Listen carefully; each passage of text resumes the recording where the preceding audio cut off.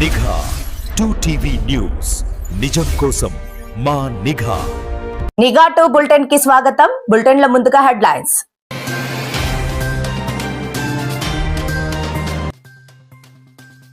YSR Congress party సభ్యుల విలేకరుల సమావేశం.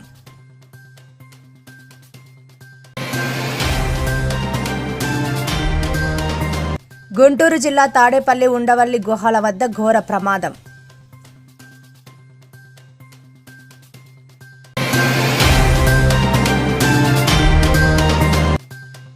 నంద్యాల జిల్లాలో కార్మిక ఉద్యమానికి కీలకమైన పరిణామం చోటు చేసుకుంది.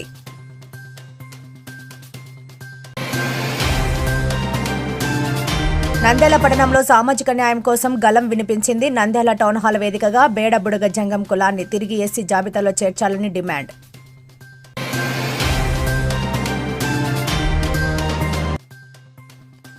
నంద్యాల జిల్లా సిరివెల్ల మండలంలో గృహ గణన 2027 ప్రక్రియ వేగవంతమైంది.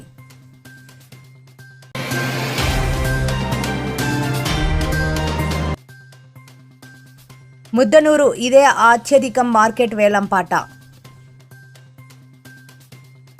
విలేకరుల సమావేశం ఏర్పాటు చేయడం జరిగింది. వైఎస్ఆర్ కాంగ్రెస్ పార్టీ సభ్యులు మాట్లాడుతూ, నాగేంద్ర, సతీష్ రెడ్డి, చల్లా పవన్ మాట్లాడుతూ, మాజీ ముఖ్యమంత్రి వైఎస్ జగన్మోహన్ రెడ్డి ఆనాడు శ్రీకృష్ణ కమిటీ ఆమోదించినటువంటి ప్రకారమే పలు కార్యక్రమాలు చేయడం జరిగిందని, ఈ రోజు తన సొంత సోదరి షర్మిల మాట్లాడుతూ, అన్నగారికి వ్యతిరేకంగా వాదన చేయడం ఎంతవరకు సమంజసమని, ఏదైనా ఉంటే అన్న చెల్లెలు చూసుకోవాలి గాని జగన్ కు సపోర్టు చేయాలి కానీ చంద్రబాబు చెప్పినట్టు చేయడం ఏమిటని, ఇదంతాను మీరు ఒకే కుటుంబ సభ్యులు కాబట్టి చంద్రబాబు నాయుడు చెప్పినటువంటి మాటలు విని మీ యొక్క భవిష్యత్తును నాశనం చేసుకోవద్దని హితం ఇచ్చారు. అలాగే మాజీ రాష్ట్రపతి వెంకయ్య నాయుడు, మీరు కూడా ఆ రోజు శ్రీకృష్ణ కమిటీ చెప్పినట్టు విన్నారు కదా, మళ్ళీ ఈ రోజు కొత్తగా మాట్లాడడం ఏమిటి? రాజధాని గురించి మీరు అలా మాట్లాడటం ఏమన్నా? మీరు కూడా ఆ రోజు శ్రీకృష్ణ కమిటీ ఏం చెప్పారు? 3 ప్రాంతాల అభివృద్ధి చేయండి బాగుంటుందని అన్నారు. ఆ రోజు జగన్ కు సై అన్నారు, ఈ రోజు చంద్రబాబు నాయుడు సైట్ అన్నారు. ఇదేంటండి మాజీ రాష్ట్రపతి, మీరు ఇలా చేయడం ఎంతవరకు సమంజసమని నాగేంద్ర, చల్లా పవన్, సతీష్ రెడ్డి వాపోయారు. పడకూడదు అనే ఉద్దేశంతో సెంట్రల్ గవర్నమెంట్ ఆధీనంలో ఆ కమిటీని ఏర్పాటు చేయడం జరిగింది. సర్లే ఏదో మంచి పనే చేసినారు, ఫ్యూచర్ని దృష్టిలో పెట్టుకొని చేసినారని చెప్పి అందరూ హ్యాపీగానే ఫీల్ అయినారు ఆంధ్రప్రదేశ్ మొత్తం. సో ఆ శివరామకృష్ణ కమిటీ వాళ్ళు మొత్తం రాష్ట్రం అంతా పర్యటించి ఏ ఏ ప్రాంతాల్లో ఎలాంటి అభివృద్ధి ఉంది, ఏవి వెనకబడిన ప్రాంతాలు, అక్కడ ఉన్నటువంటి లీడర్లను కానీ స్టేక్ హోల్డర్స్ కానీ అందరినీ చర్చలు జరిపి వాళ్ళు దాదాపు 1 సంవత్సరం పాటు అన్నీ గ్రహించి ఒక రిపోర్ట్ని అయితే ఏర్పాటు చేయడం జరిగింది. ఆ రిపోర్ట్లో పొందుపరిచినటువంటి ప్రధాన అంశాలు అంటే మొత్తం వాళ్ళు 187 పేజీలకు సంబంధించినటువంటి నివేదిక సమర్పించడం జరిగింది. అవన్నిటిని వదిలేసి కేవలం ఒక రాజధానికి సంబంధించిన ముఖ్యమైనటువంటి విషయాలను మాత్రమే ఇప్పుడు డిస్కస్ చేయడం జరుగుతుంది. అందులో మొదట శివరామకృష్ణ కమిటీ రికమెండ్ చేసినటువంటిది ఏంటంటే ఫస్టే అవాయిడ్ మెగా సిటీ, అంటే ఒక సూపర్ సిటీ అనేటువంటిది దాన్ని కాన్సెప్ట్ని పక్కన పెట్టండి. ఆల్రెడీ హైదరాబాద్లో ఆ విధంగా అంటే యావత్ ఆంధ్ర రాష్ట్రానికి సంబంధించినటువంటి ధనాన్ని అంతా ఒక చోట కాన్సన్ట్రేట్ చేయడం వల్లనే ఈ ఫలితాలు ఈరోజు బైఫర్కేషన్ అనేది జరిగింది. సో మళ్ళీ ఫ్యూచర్లో జరగకుండా ఉండాలంటే ఆ పద్ధతినే మానుకోండి, అంటే అవాయిడ్ సూపర్ సిటీ, అంటే సూపర్ సిటీ అనే కాన్సెప్టే వద్దు అని ఫస్ట్ రికమెండేషనే అది. దాని తర్వాత డీసెంట్రలైజేషన్, అంటే అభివృద్ధి అనేటువంటిది వికేంద్రీకరణ. ఒక ప్రాంతానికి అభివృద్ధి ఉండకూడదు, రాష్ట్రంలో ఉన్నటువంటి వివిధ ప్రాంతాలకు అడ్మినిస్ట్రేటివ్ కానీ లెజిస్లేచర్ కానీ దాని తర్వాత ఈ జ్యుడిషియరీ కానీ డిస్ట్రిబ్యూట్ చేసి అన్ని ప్రాంతాలను సమగ్రాభివృద్ధికి తోడ్పడండి, అది సెకండ్ రికమెండేషన్. దాని తర్వాత మూడవది అవాయిడ్ ఫర్టైల్ ల్యాండ్స్, అంటే రాష్ట్రంలో ఉన్నటువంటి ప్రధానమైనటువంటి వ్యవసాయానికి సంబంధించినటువంటి భూములను పక్కన పెట్టండి. ఎందుకంటే అవే మనకు జీవనాధారమైన భూములనే క్యాపిటల్ సిటీ కట్టుకుంటే రేపు వ్యవసాయానికి ఎంత ఇబ్బంది ఉంటుంది, ఎన్విరాన్మెంటల్ రిస్క్, అంటే ఇంత గ్రీనరీ లక్షల ఎకరాల్లో ఉన్నటువంటి గ్రీనరీ అంతా తొలగిస్తే వర్షాలు ఎలా పడతాయి? అది ఒక ప్రకృతి విపత్తు అవుతుంది తప్ప క్యాపిటల్ సిటీని కట్టుకొని విపత్తులు కొని తెచ్చుకోవడం అనేటువంటిది మంచి పద్ధతి కాదు అనేది. అందుకే అవాయిడ్ ఫర్టైల్ ల్యాండ్స్. దాని తర్వాత నెక్స్ట్ ఏం చెప్పినారు, చూస్ ఆల్టర్నేటివ్ లొకేషన్స్. ఆల్టర్నేటివ్ లొకేషన్స్ అంటే గవర్నమెంట్కి ఎక్కడ ఎక్కువ భూములు ఉన్నాయి గవర్నమెంట్కి సంబంధించి, అదేవిధంగా తక్కువ ఫర్టైల్ ల్యాండ్స్, తక్కువగా ఉన్నటువంటి ఫర్టైల్ ల్యాండ్స్, అవి వాళ్ళు సూచించిన ఏరియాలు వచ్చేసి న్యూస్ వీడియో ఒక ఏరియా, దోర్నకొండ ఒక ఏరియా, ఇలాంటి ఏరియాల్లో ఆల్టర్నేటివ్ లొకేషన్స్ చూపించడం జరిగింది. తర్వాత వచ్చేసి ఫైనాన్షియల్ కాషన్ ఇచ్చినారనమాట. అంటే ఇట్లా సూపర్ సిటీ అనే కాన్సెప్ట్ తీసుకొని పోతే దానికి అవసరమయ్యే అప్పులు ఖర్చు ఎంత, లక్షల కోట్ల అప్పు చేసుకుంటే ఆల్రెడీ బైఫర్కేషన్ అయ్యి ఆంధ్రప్రదేశ్ పరిస్థితి ఆర్థిక వ్యవస్థ అంతంత మాత్రమే ఉంది. ఇంత అప్పులు చేస్తే రేపు భావితరాల మీద పడే ఈ అప్పులన్నీ ఎవరు తీరుస్తారు, భావితరాలు ఎంత వెనకబడతాయి మిగతా ప్రాంతాలు. అందుకే ఫైనాన్షియల్ కాషన్ కూడా, అంటే చూసి ఖర్చు పెట్టండి. ఇంత మెగా సిటీ అనే కాన్సెప్ట్ పోతే మీరు ఖర్చు ఎక్కువ పెట్టాల్సి వస్తుంది, తర్వాత రాష్ట్రం అంతా ఇబ్బంది పాలవుతుంది అనేటువంటిది ఒక సజెషన్. గుంటూరు జిల్లా తాడేపల్లి ఉండవల్లి గుహాల వద్ద ఘోర ప్రమాదం. ఉండవల్లి గుహాల సమీపంలో 2 బస్సులు ప్రయాణికులతో వెళ్తున్న ఆర్టీసీ బస్సును అమరావతిలోని ప్రైవేట్ కళాశాలలకు చెందిన బస్సు బలంగా ఢీకొనడంతో జరిగిన ప్రమాదం. ఈ ప్రమాదంలో ఆర్టీసీ ప్రయాణికులు గాయపడ్డారు. ప్రైవేట్ కాలేజీ బస్సులో విద్యార్థులు ఎవరూ లేకపోవడం ప్రమాదం తప్పింది.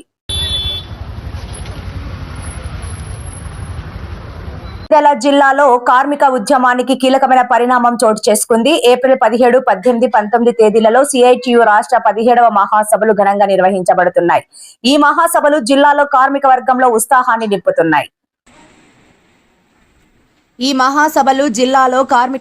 ఉత్సాహాన్ని నింపుతున్నాయి. మహాసభల సందర్భంగా ఏర్పాటు చేసిన బహిరంగ సభ ప్రత్యేక ఆకర్షణగా నిలవనుంది. ఈ సభను చింతకాయల బాబురావు, జె నాగేశ్వరరావు ప్రాంగణంలో నిర్వహించనున్నట్లు నిర్వాహకులు తెలిపారు. రాష్ట్ర వ్యాప్తంగా కార్మిక సంఘాల నాయకులు, ప్రతినిధులు, పెద్ద సంఖ్యలో కార్మికులు ఈ మహాసభలకు హాజరు కానున్నారు. ఈ 3 రోజుల మహాసభల్లో కార్మిక హక్కులు, సంక్షేమం, ప్రస్తుత సమస్యలు, భవిష్యత్ కార్యాచరణపై విస్తృతంగా చర్చించనున్నట్లు సమాచారం. ముఖ్యంగా కార్మికుల జీవన ప్రమాణాల మెరుగుదల, వేతనాలు, ఉద్యోగ భద్రత వంటి అంశాలు ప్రధానంగా ప్రస్తావనకు రానున్నాయి. మహాసభల ముగింపు రోజున జరిగే బహిరంగ సభకు ప్రముఖ నాయకులు హాజరై ప్రసంగించనుండగా భారీగా జనసందోహం తరలివచ్చే అవకాశం ఉందని నిర్వాహకులు అంచనా వేస్తున్నారు.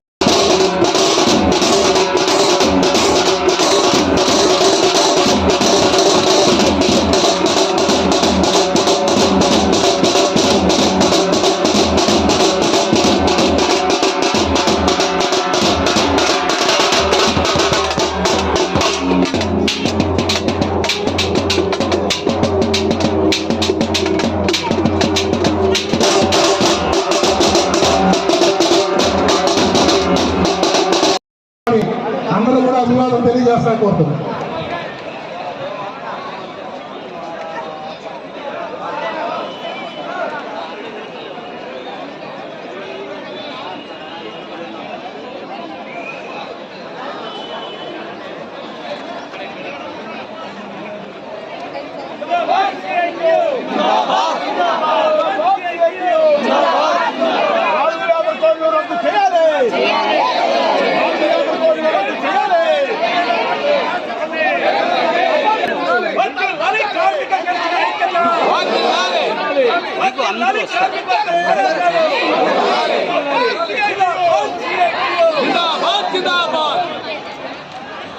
హలో,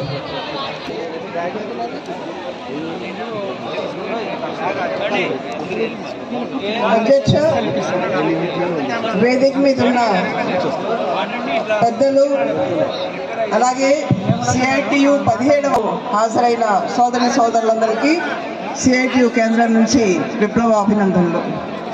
అనేక సంవత్సరాలు నంద్యాలకి వచ్చే అవకాశం కలిగించినందుకు సిఐటియు రాష్ట్ర కమిటీ కూడా ప్రత్యేకంగా ధన్యవాదాలు తెలియజేస్తున్నాను. ఈ సిఐటియు రాష్ట్ర మహాసభలు మీ అందరికీ తెలుసు. 18వ మహాసభలు, సిఐటియు అఖిల భారత 18వ మహాసభలు ఆంధ్రప్రదేశ్లో విశాఖపట్నంలో చాలా బ్రహ్మాండంగా జరిగాయి. ఆ మహాసభలు నిర్వహించడంలో మొత్తం రాష్ట్ర కార్మిక వర్గ పాత్ర అంతా కూడా ఉంది. మీరందరూ కూడా దానికి కాంట్రిబ్యూట్ చేశారు రకరకాల పద్ధతుల్లో. దానికి కూడా సిఐటియు అఖిల భారత మహాసభ చాలా బాగా నిర్వహించినందుకు, జయప్రదంగా నిర్వహించినందుకు మీ అందరికీ ధన్యవాదాలు తెలియజేస్తున్నాను. ఈ మహాసభ అంతకుముందు నిర్వహించాల్సి ఉండింది, కానీ అఖిల భారత తర్వాత ఈ మహాసభ మీరు నిర్వహించుకుంటున్నారు. ఇందులో అఖిల భారత మహాసభ నేపథ్యంలో ఆ రోజు మనం దేశ అంతర్జాతీయ జాతీయ పరిస్థితులు కార్మిక వర్గం ఏ రకమైన దిశానిర్దేశం చేసిందో దాన్ని మన రాష్ట్రంలో అన్వయించుకుంటూ కార్మిక వర్గ పోరాటాన్ని మరింత ఉధృతం చేయడానికి, సమస్యల పరిష్కారం కోసం అందరం ప్రయత్నం చేయడానికి, మొత్తం కార్మికులందరినీ కూడా ఐక్యం చేయడం కోసం ఈ మహాసభలో మీరందరూ చర్చిస్తారు. ఈరోజు ఇందాక చెప్పినట్టుగా దేశంలో లక్షలాది మంది కార్మికులు పని దీని పోరాటాన్ని గుర్తు చేసుకుంటూ ఈరోజు ఫ్యాక్టరీల్లో పనిచేసే కార్మికులు అనేక లక్షలాది మంది, కోట్లాది మంది 12 గంటలు 13 గంటలు పైన పనిచేయాల్సిన పరిస్థితి ఉంది ఈరోజు. అలాగే వేతనాలు సవరణ, ఆంధ్రప్రదేశ్లో 12 సంవత్సరాల నుంచి వేతనాలు సవరించలేదు అని చెప్పేసి చెప్తున్నారు. ఇదే పరిస్థితి అనేక ఎదుర్కొంటున్నారు. ప్రభుత్వం వీటిని పరిశీలించకపోగా బీజేపీ, ముఖ్యంగా ఈ అన్ని రాష్ట్రాల్లో కూడా బీజేపీ అధికారంలో ఉంది. మన రాష్ట్రంలో బీజేపీతో పాటు చంద్రబాబు నాయుడు గారి టీడీపీ కలిసి ఇక్కడ పరిపాలన చేస్తుంది. ఈ అన్ని లేబర్ చట్టాలను మార్చేస్తున్నారు, కార్మిక చట్టాలను మార్చారు. ఇప్పుడు లేబర్ కోడ్ని అమలు చేయడానికి ప్రయత్నం చేస్తారు, అమలు చేస్తామని చెప్పేసి నోటిఫికేషన్ కూడా ఇచ్చారు. ఈ నోటిఫికేషన్ అమలు జరిగితే కనుక, లేబర్ కోడ్స్ అమలు జరిగితే కనుక రాబోయే రోజుల్లో అనేక భారాలు కార్మికుల మీద పడే పరిస్థితి ఉంది. 10 గంటలు కానీ ఈరోజు మనం పోరాడి సాధించుకున్న యూనియన్ పెట్టుకునే అధికారం కానీ, యూనియన్ నాయకత్వంలో పోరాటాలు చేసే అధికారం కానీ, ఇవన్నీ కూడా పోవడానికి అందరి తర్వాత ఏదైతే లేబర్కి వ్యతిరేకంగా కార్యవర్గం పనిచేసిందో, ముఖ్యమైన పాటుదారులు నిర్వహించిందో, ప్రభుత్వం అనేక తప్పుడు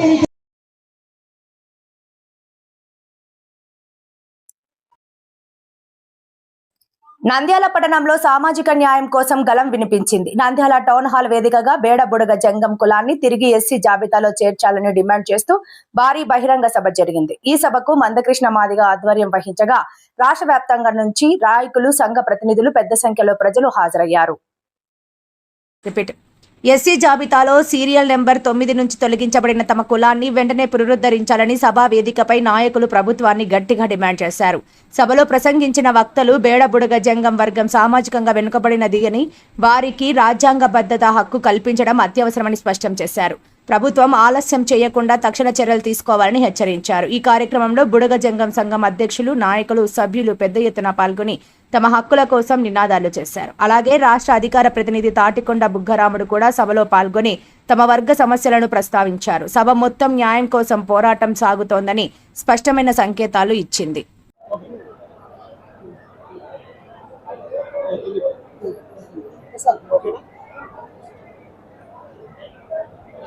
ఆంధ్రప్రదేశ్లో ఉండబడే బుడగ జంగాలకి ఎంఆర్పిఎస్ అండగా నిలబడుతుంది. మాదిగ రిజర్వేషన్ పోరాట సమితి నా బుడగ జంగాల హక్కుల పోరాటంలో మద్దతుదారుడుగా ఉండడమే కాకుండా బుడగ జంగాలను ఎస్సీలుగా గుర్తించాలనే న్యాయమైన పోరాటంలో పూర్తిగా భాగస్వామ్యం అవుతుంది. అది న్యాయమైన పోరాటం అని చెప్పి స్పష్టంగా మేము రాష్ట్ర కేంద్ర ప్రభుత్వాలకి గుర్తు చేస్తున్నాం. ఉమ్మడి ఆంధ్రప్రదేశ్లో అత్యంత దళితుల్లో వెనుకబడ్డ సామాజిక వర్గాల్లో బుడగ జంగాలు ఒకరు. దురదృష్టవశాత్తు ఉమ్మడి ఆంధ్రప్రదేశ్ ఉన్నప్పుడే కొంతమంది స్వార్థపరులు చేసిన కుట్ర ఫలితం వల్ల ప్రస్తుత ఆంధ్రప్రదేశ్లో బుడగ జంగాలు ఎస్సీలు కారని ఒక నమ్మక ద్రోహానికి సంబంధించిన ఒక కుట్ర చేయడం జరిగింది. అప్పటి నుంచి కంటే వెనుకబడిపోయినాయని చెప్పి గుర్తు చేసింది. ప్రస్తుతం అసెంబ్లీలో చేసిన తీర్మానం కేంద్రాన్ని పంపినాక, కమిషన్ నివేదికలు కేంద్రాన్ని పంపిన తర్వాత కేంద్రంలో ప్రస్తుతం పెండింగ్లో ఉన్నది. ఇప్పటికే ఈ విషయాన్ని కేంద్రంలో ఈ సమస్య వెంటనే పరిష్కారం కావాలని చెప్పి, ముఖ్యంగా షెడ్యూల్ కులాల హోదా నా బుడగ జంగాలకు వచ్చే విధంగా చూడాలని చెప్పి ఇప్పటికే గౌరవ కేంద్ర మంత్రి కిషన్ రెడ్డి గారి దృష్టికి మేము తీసుకెళ్లడం జరిగింది. అదే సమయంలో గౌరవ కేంద్ర మంత్రి అదే సమయం బండి సంజయ్ గారి దృష్టికి కూడా తీసుకెళ్లడం జరిగింది. అయినా ఇంకో కొంత సమస్య పరిష్కారం కాకుండా పెండింగ్లో ఉన్నది.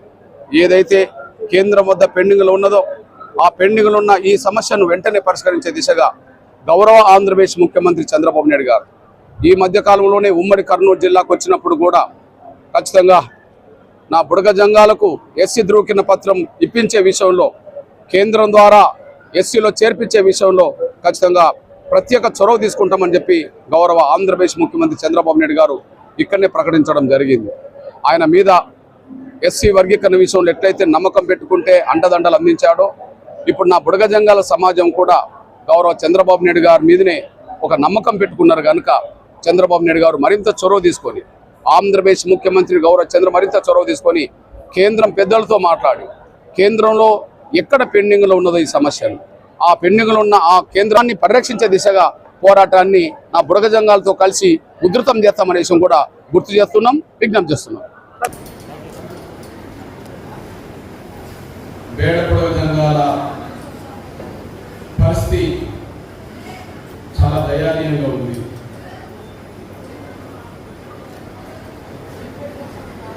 మీ దయనీయమైన పరిస్థితి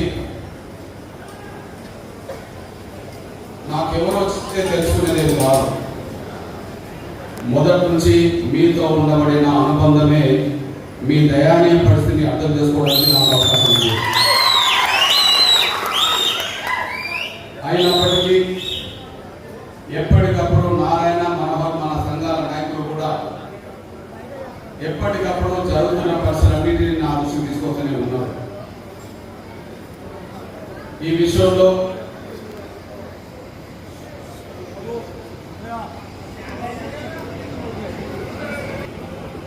మీ అన్నగా ఒక పేద వర్గాల దళిత బిడ్డగా మీ దృష్టికి ఒక విషయం తీసుకొస్తాను. ఎప్పుడైనా నేను ఎంఆర్ఎస్ మొత్తం నా బుడగ జంగాల పక్షమే నిలబడతాం.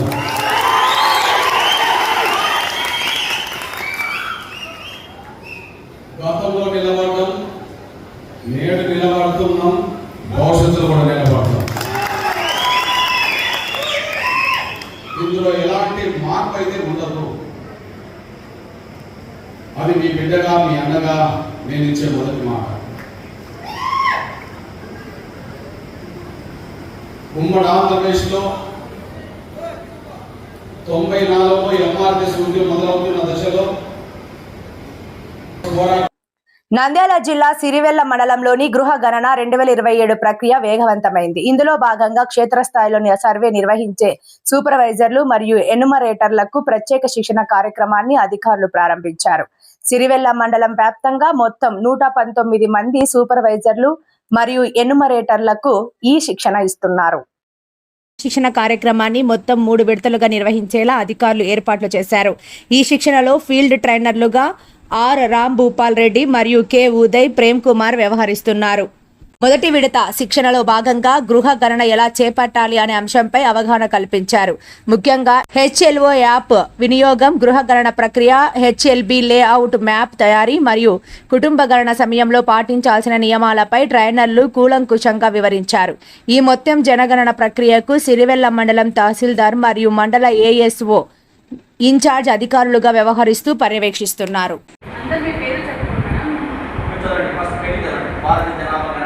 భారతదేశ జనాభా గణన 2027 కొరకు సేవాభావ ప్రతిజ్ఞ. ఉమా అనే నేను హృదయపూర్వకంగా ప్రతిజ్ఞ చేస్తున్నాను. జనాభా గణన 2027లో ఇనామరేటర్గా నా విధులు అత్యంత నిష్ఠ, నిజాయితీ మరియు అంకిత భావంతో నిర్వహిస్తాను. ప్రతి కుటుంబాన్ని వినయం, మర్యాద మరియు ఓపికతో గౌరవం మరియు మర్యాదతో వ్యవహరిస్తాను. ప్రతి ప్రశ్నను నిజాయితీతో అడిగి ప్రతి సమాధానాన్ని ఎలాంటి పక్షపాతం, ఊహ లేదా మార్పులు లేకుండా ఖచ్చితంగా నమోదు చేస్తాను. మనము సిరివెల్ల మండలంలో బ్యాచ్ 2 వాళ్లకు ట్రైనింగ్ ఇస్తున్నాము. దేని మీద? గృహ గణన, కట్టడానికి నంబర్ ఇవ్వడము, మరి కుటుంబ గణన గురించి ట్రైనింగ్ పొందుతున్నారు మీరు. మరి ఈరోజు అందరూ కూడా ఫీల్డ్ విజిట్ కూడా వెళ్ళారు. మరి మన భారతదేశంలో స్వాతంత్రం వచ్చిన తర్వాత ఇది 8వ గణన, జనాభా గణన 8వ. ఇంతవరకు మనము 16 చేశాము. స్వాతంత్రం తర్వాత 8వ జనగణన అన్నమాట. మరి ఈ జనగణనలో 27 జనగణనలో ప్రత్యేకత ఏమంటే ఒక 3 ప్రత్యేకతలు ఉన్నాయి. భారత ప్రభుత్వం వాళ్ళు తొలిసారిగా ఈ జనగణనలో డిజిటల్ ద్వారా HLO యాప్ ద్వారా జనగణనను చేస్తున్నారన్నమాట. సౌలభ్యం కోసము, తప్పులు తగ్గించడం కోసము, మరి పేపర్ తగ్గించడం కోసము ఇది చేస్తున్నారు. రెండవది స్వీయ గణన మొదలుపెట్టారు ఈ 2027 పాపులేషన్ సెన్సస్లో. ఇంతవరకు ఎప్పుడు లేదు. అంటే ఎవరైనా వ్యక్తి ఈ భారతదేశంలో ఎక్కడైనా కూర్చొని తన కుటుంబాల గురించి సొంతంగా ఆ యొక్క గృహగణాన్ని సౌకర్యాలన్నింటినీ కూడా ఆ యొక్క స్వీయ గణనలో చేసుకోవచ్చు. దానికి 12 అంకెల ఒక ఐడి కూడా వస్తుంది. ఆ ఐడి చెప్తే చాలు ఈ ఎన్యుమరేటర్లు చెక్ చేస్తారు వాళ్ళ ఇంటికి పోయినప్పుడు. మూడవది ఈ 2027 సెన్సస్లో కులగణన కూడా ప్రవేశపెట్టారు. అంటే ఇది ఫిబ్రవరిలో మొదలవుతుంది కులగణన. ఇప్పుడు మాత్రము ఈ మొదటి విడతలో మనము గృహగణన మరియు భవనాలకు నంబర్ ఇచ్చి కుటుంబాలను లెక్క పెడతాం. ఇందులో మొత్తము 34 అంశాలు ఉన్నాయన్నమాట. అంటే సీరియల్ నెంబర్ తీసేస్తే మనకు 33 అంశాలు అవుతాయి. ఆ 33 అంశాల మీద ఆ ఇంటి స్వభావం కానీ, ఆ ఇల్లు ఏ రకంగా కట్టబడింది, ఇంటికి ఏం వాడారు, ఇంట్లో కుటుంబ సభ్యులు ఉన్నటువంటి సౌకర్యాలు ఏమిటి, ఎలాంటి సౌకర్యాలు పొందుతున్నారు, లేకుంటే వాళ్ళకి ఎల్పిజి ఉందా, ఎల్పిజి లేదా, వాటర్ సౌకర్యం ఎలా ఉంది, మరుగుదొడ్డి ఎలా ఉంది, అన్ని కుటుంబ యజమాని ఎవరు, ఎలాంటి ఆహారాన్ని ఎక్కువగా వాళ్ళు ఏ గింజల ద్వారా తీసుకుంటున్నారన్నమాట, మేజర్ ఫుడ్ సోర్సెస్. ఇవన్నీ కూడా మొదటి విడత గృహగణనలో మనము స్వీకరిస్తాము ఆ యొక్క వ్యక్తి నుంచి. ఒకవేళ వాళ్ళు లేనట్లయితే, ఇండ్లు లాక్ చేసినట్లయితే మళ్ళీ ఒకసారి వాళ్ళకు ఇంటికి పోయి విజిట్ చేసి మన యొక్క గృహగణాన్ని కంప్లీట్ చేస్తామన్నమాట. దీన్ని తనిఖీ చేయడానికి ప్రతి 6 మంది ఎన్యుమరేటర్లకు ఒక సూపర్వైజర్ని కేటాయించారు. ఎడిటింగ్ కూడా చేసుకోవచ్చు, తప్పులుంటే మళ్ళీ సరిదిద్దుకోవచ్చు. ఇలా ఎన్యుమరేటర్లు సబ్మిట్ చేసినటువంటి సింక్రోనైజ్ చేసినటువంటి ఈ డేటా సూపర్వైజర్లకు పోతుంది. సూపర్వైజర్లు సబ్మిట్ చేసినటువంటి ఈ డేటా మన చార్జ్ ఆఫీసర్ అయినటువంటి మండల తహసీల్దార్కు పోతుందన్నమాట. ఈ ముగ్గురు పర్యవేక్షణలో ప్రతి ఇంటిని కూడా వాళ్ళు గూగుల్ మ్యాప్ ద్వారా చెక్ చేస్తారు. అంటే 2011లో ఉన్నటువంటి దానికి 2027లో వచ్చిన దానికి ఏమైనా డిఫరెన్సెస్ కనిపిస్తున్నాయా అని ర్యాండమ్గా కూడా చెక్ చేస్తారు ఈ యొక్క గృహగణనలో. Thank you. ముద్దనూరు ఎంపీడీఓ కార్యాలయంలో శుక్రవారం నాడు నిర్వహించిన కూరగాయల మార్కెట్ బహిరంగ వేలంపాటలో రికార్డు స్థాయి పలికింది. పలువురు వ్యాపారులు తీవ్రంగా పోటీ పడగా అయ్యన్న గారి రామాంజనేయులు అత్యధికముగా 42,63,000 రూపాయలు పాడి టెండర్ను దక్కించుకున్నారు. వేలం ప్రక్రియను పారదర్శకంగా నిర్వహించినట్లు ప్రాసిడింగ్ అధికారి తెలిపారు.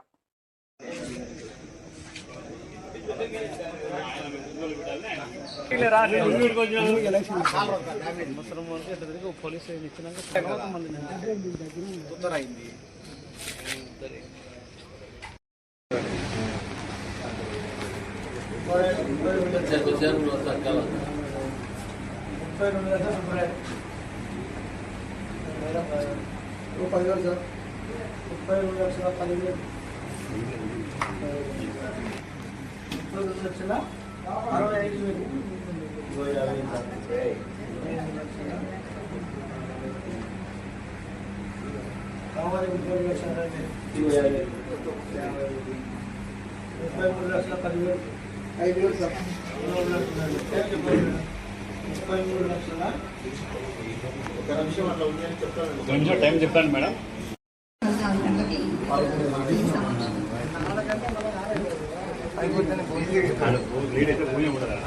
వార్తలు ముగించే ముందు హెడ్లైన్స్ మరోసారి.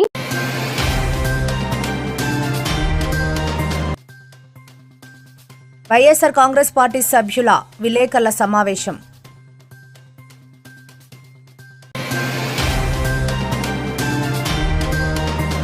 గుంటూరు జిల్లా తాడేపల్లి ఉండవల్లి గుహల వద్ద ఘోర ప్రమాదం.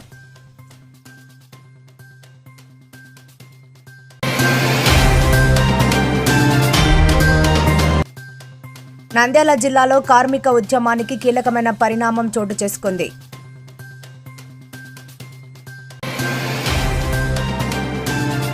నంద్యాల పట్టణంలో సామాజిక న్యాయం కోసం గలం వినిపించింది. నంద్యాల టౌన్ హాల్ వేదికగా బేడ బుడగ జంగం కులాన్ని తిరిగి ఎస్సీ జాబితాలో చేర్చాలని డిమాండ్.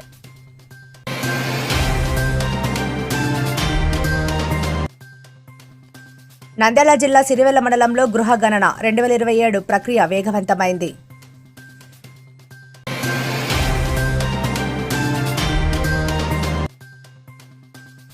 ముద్దనూరు ఇదే అత్యధికం మార్కెట్ వేలంపాట. ఈ వార్తలు ఇంతటితో సమాప్తం. నమస్కారం. మరిన్ని లేటెస్ట్ అప్డేట్స్ కోసం చూస్తూనే ఉండండి నిఘా 2 న్యూస్.